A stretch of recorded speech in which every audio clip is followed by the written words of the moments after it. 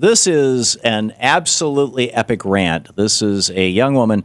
You know, Texas is kind of slow walking their anti-woman bill. It contains a provision that reduces from 24 to 20 weeks the number of weeks when a person can get an abortion. But the larger part of it would close down a whole bunch of clinics that offer things like preventative cancer exams, prenatal care, just a whole variety actually of women's services.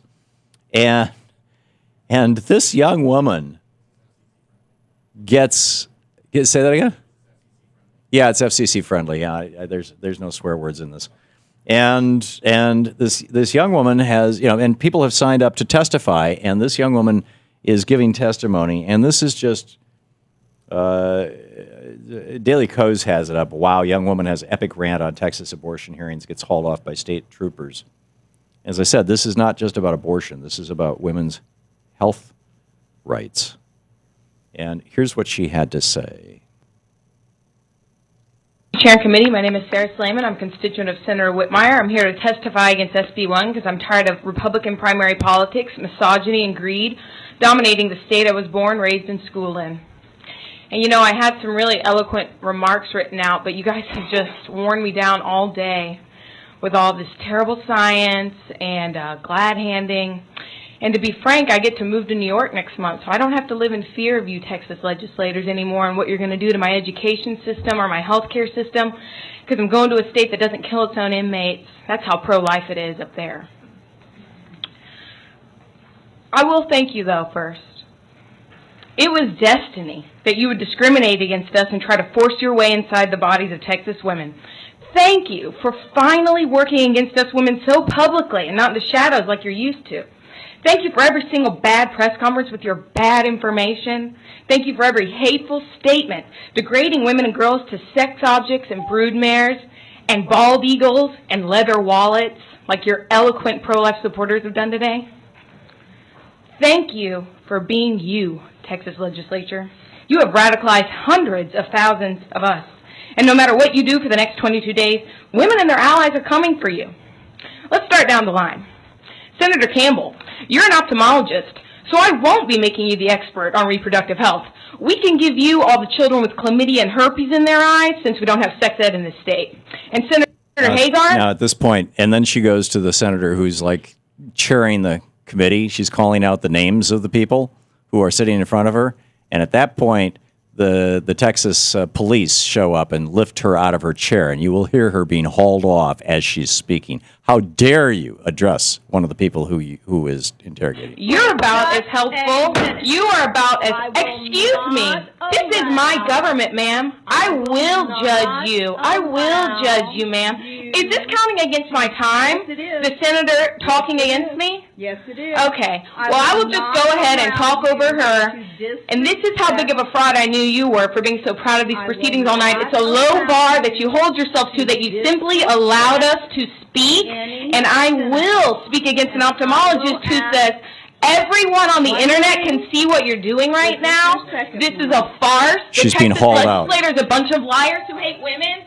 These men Our next witness is Gary Oldham. There you go.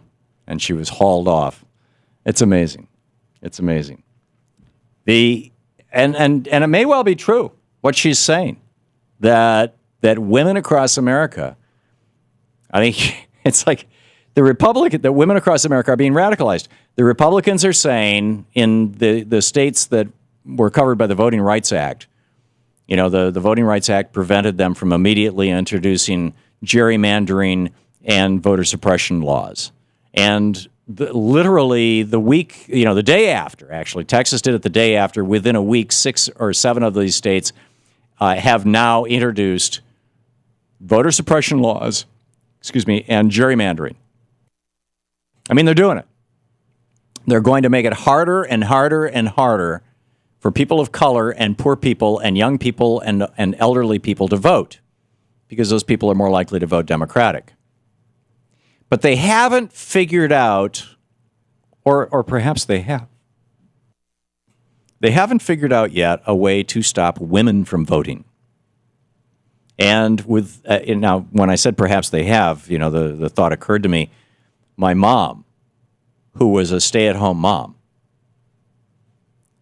didn't, she let her driver's license lapse when she was in her late 20s, early 30s when my third brother, I have 3 younger brothers. When my second or third younger brother came along, that we were all born within 2 years of each other. It was 2 years, 3 years, and 2 years.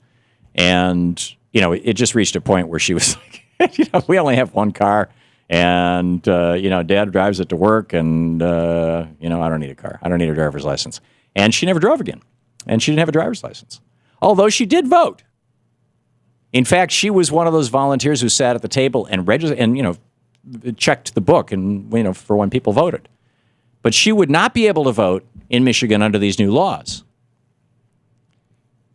So on the one hand, maybe Republicans have even figured out a way to suppress the women's vote. On the other hand, that was the 50s and 60s and 70s.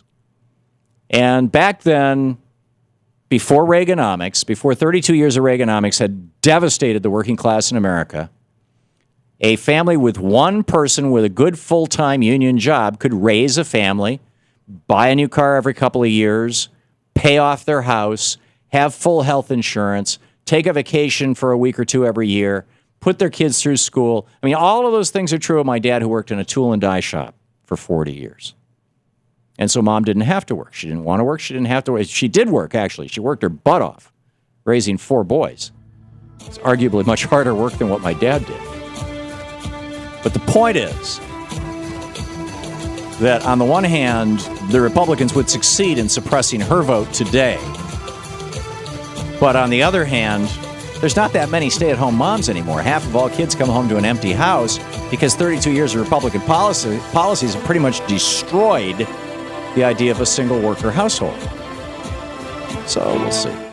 You're listening to the Thom Hartmann Program. Call 866-987-THOM. I'm wondering, do you think that the war on women, the Republican war on women, is going to backfire and is going to bring women out for the midterm election, the 2014 election?